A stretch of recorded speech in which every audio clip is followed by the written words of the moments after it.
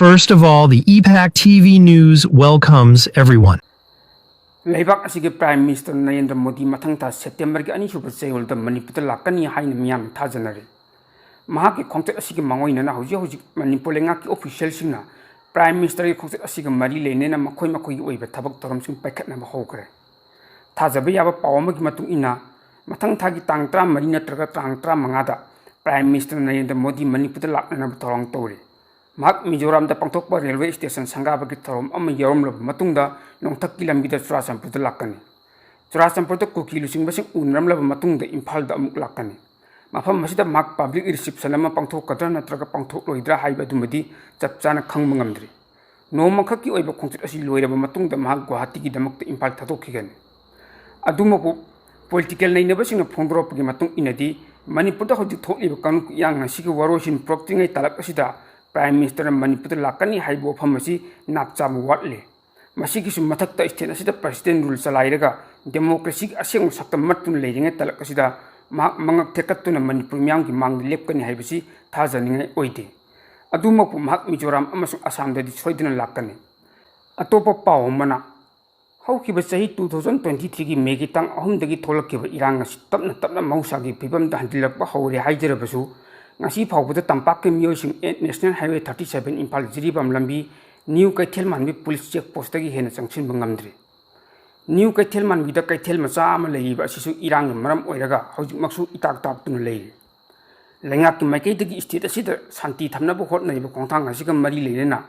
paumi kangbu amana imphal west ki new kaithel manbi gi area da chatki ba khongte amaga mari leina new kaithel manbi gi police check post changduna post asida mathau tawriba security personnel amaga hakthengnan unabada phongdoraki matung ina gari sing chathok tasin tawbada khudong thiba nangadra haibagi chingnaba leiri check post asigi security personnel singsu imphal jiribam lambi da chatkadaba gari sing driver ning thina masak khangdoklaga chahalle karigumba lambi sida maitei driver sing tangai phadana chattabi yadaba oiragadi truck sing asibu ngak chiliba security convoy marakta yawraga chatle naito moina security yawdan chathande maitei sing check post asi phawbadi changchin ngamli haina phungdokki अदुबु check post असि गेट वांगमदा Kuki gi miyo kaya chathok tsin tob urakhe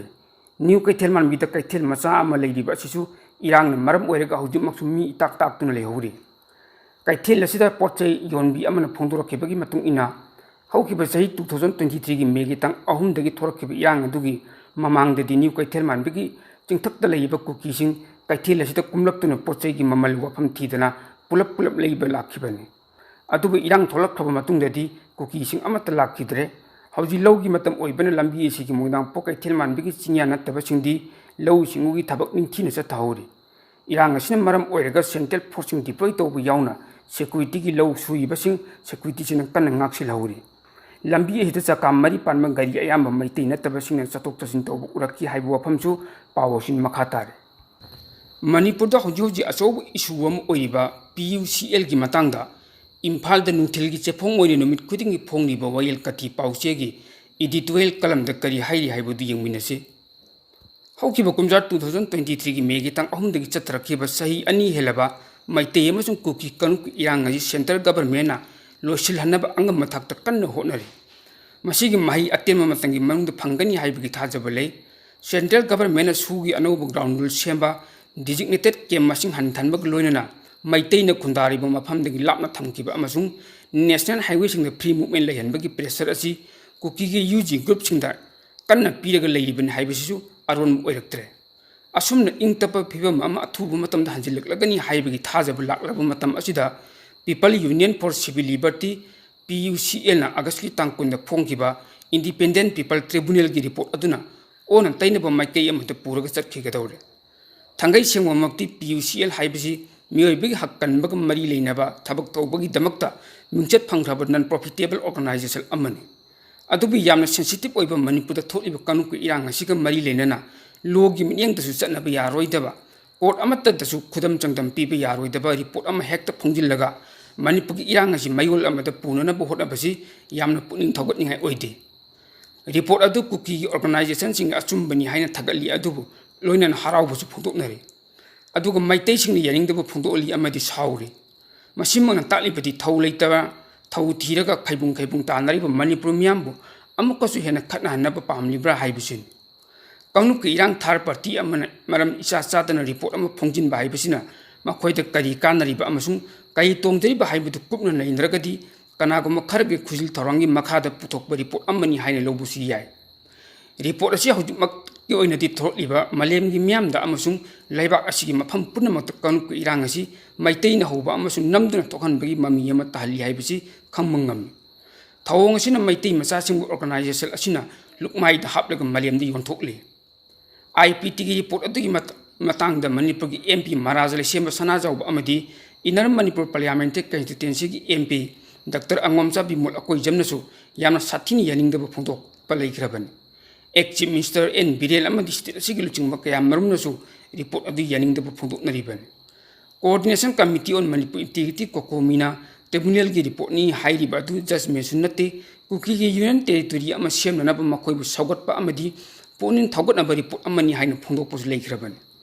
चनब याब report नत्ती हाइना फोंदोकपगा लोइनना report अदु मपुंग ओइना येंबदा इरांग लोइसिनबा तंगदु लैताब हंजिलहनब मणिपुर इंग तपना लैमिनहनबगी मतंगदा पंगसिनबा मानदे कौथोकलुरबा हाना सुनबगी थौदोकसिंग अदु वारिसिंग अदु अमुक हाना निंगसिंगहनदुना इरांग थोकहनब ओइना सिनबा तौरि कुकी चिनारको टेरोरिस्टसिंगना डिमांड तौरिबे सेपरेट एडमिनिस्ट्रेशन यूनियन टेरिटोरी गुंबा सेमनब होटनबदा चुमहनब ओइना होटनरि असेंगो मरम मयाम नथैरग मैतैसिंगबु यामना लान उहनबा अमदी एंटी नेशनल ओइबा प्रूफनी हाइब उननब थवैना सिल्ली हाइनसु कोकोमीना हाइब लैख्रबन थंगै सिंगनमक्सु मणिपुर इरांग थोखिबा अदु इम्फाल मयोलदि हौरखिबा सुंगत नत्ते अदुबु रिपोर्ट अदुददि मैतैना कुकीसिंग ओट नैरग तंदोकपेरपदगी हौबनी हाइना पल्ले चुराचंपुरद नोंमै पाइदुना रैली चलगा नुंथिल पोबोबता फौकाक्सौ इखाइना सिंगो मैतैगी खुलसिंग चंगचिलक्तुना युम्मै थाब हौरखिबदु मखोइना रिपोर्ट अदुद लोचिल्ली मतम मदुद इम्फालददि वाइस प्रेसिडेंट जगदीप धनकर लाकपगी security यामना कनबगी मथक्ता इंगना चिंगना लैरि social media platform सिंगदा Meitei मचासिंग फुरक्पा युम्मै थाब उरक्पदगी नुमिदांग वैरमदा इम्फाल मयोलदा इरांग हौरखिबन मसिगिसु मथक्ता मणिपुरबु सरुक अनि थोकना खाइदोलगा कुकी लम अमदि मैतैगी लम हाइना खाइदोले हाइना मलेमगी म्याम उननबु होटनरि अदुगा तंपाकि लमना अरामबै तेंगोल मैतैली पुना नोंमै पाइरगा ngaखिबा ओइना पल्ले चिंगी लमना ITLF की ममिंगसु पनकिदे कोतुवा मदि सुगी केदर चिंगसु अमा फाव पनदे मदुगी महुता माइरोसिंग लुप अम ओइबा KSO कुकी गी लम ngaखि हाइना पल्ले मसिमा कुकी सिंगी ओइबा लिचत अदु खुमजिल्लगा मैतै सिंगु यामना तमथीबा कांबु अम ओइना उहन्नबु होटनबन मतंग सिदा पंदनिंग वफमदि मैतै सिंगना कुकी नरको टेरोरिस्ट सिंग ओइना उननबु होटनै हाइना मराल सिजिल्ली अदुगा कुकी सिंगबु कन्ननबु मणिपुरदा पॉपी पमी थारिबसिंग असिदा मैतैसु यावी नागासु यावी हाइना इचम चमबरमदा पुथोकनबु होटनरि समना हाइरबदा चटनब यारोइदब रिपोर्ट अमा पुथोरलिबा असिना इरांग असुम लैहन्नबा अमदि कुकी सिंग सेपरेट एडमिनिस्ट्रेशन की डिमांड मपुंग फाहन्नबा कनागुम खरना लौतुनरगा सेंब रिपोर्ट अमनी हाइना लौफम थोकि मणिपुर गवर्नमेंट रिपोर्ट अदु प्लेट आइबदि पब्लिक प्लेटफॉर्म सिंगदगी लौथोकहन्नबा होटनबम थोकि हाइबो वफमसिंग असिसु वायल कति पाउचेगी इडिटोरियल कलमदा फोंलकिबनि पाउसिगी सरम ओइना मिडल ईस्ट की पाउ खर अपडेट तौजगे पैलेस्टाइन की गजा सिटी असी यामना तमथीबा लनबुंग अम ओइरे हाइना इजेना फोंदोकखिबगा लोइनना मखोइना मफम मदुबु लौसिननबगी पंदमदा अहेनबा एटेक कया चत्तबा हौखरे मरक असिदा हमास मिलिटेंटसिंगना फाजिनखिबा लैबाक अदुई होस्टेज अनि हक्चांग फंबु ngamkhre इजराइलना इंटरनेशनल कम्युनिटी की माइकेदी यानिंगदबा कया फोंदोरलबसु गजा सिटी बु मपुंग फान लौसिननबा कन्न होटनरकपन मिलिटरी की माइकेदगी नुथिलगी मतमदा लान लेपगी थमलम कांगलोल अदुसु लौथोखरे अयुक्की पुंग 10 दगिना नुमिदांग पुंग 9 फाउबा सिटी अदुदा चाना थकनबा अमदी अतोपा पोलम कया अमा पुसिलक्पगी मतम पिरंबन गजा सिटी असी इजराइल अमसुंग हमास मिलिटेंटसिंग अनिना लांथेंगनरपदगी चैथेंग फंगलबा मयुम मकै थादोक्तुना चेनदुना मतम खरगी ओइना लैफम अम ओइरक्लिबन मरक असिदा इजराइल डिफेंस फोर्स न चतकिबा अकन ऑपरेशन अमदा गजाना ममांगदा लानफा ओइना पुखिबा इजराइल मसा इलान वेस्ट अमदी अतोपा मसक ममिंग खंगदिबा होस्टेज अनि यासी बक्चांग फंगबुंगमख्रे हाइ असी बक्चांग फंगिबा इलान वेस्ट की लोइनबी अमसुंग मचानपीबु कुमजा 2023 की नवेंबर थादा थादोखरबन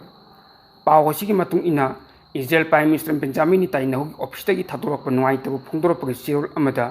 मखातान लैहौरिबा होस्टेजसिंग अदु अमत्ता खाक्तना थादोक्त्रि फाउबा तुमिना लैरोय हाइरि हौजे हमासना इजराइल मचा 93 फजिल्ली मदुगी मनुंगदा 10 मुक्ति हिंगलमगनी हाइना मियाना थाजनरि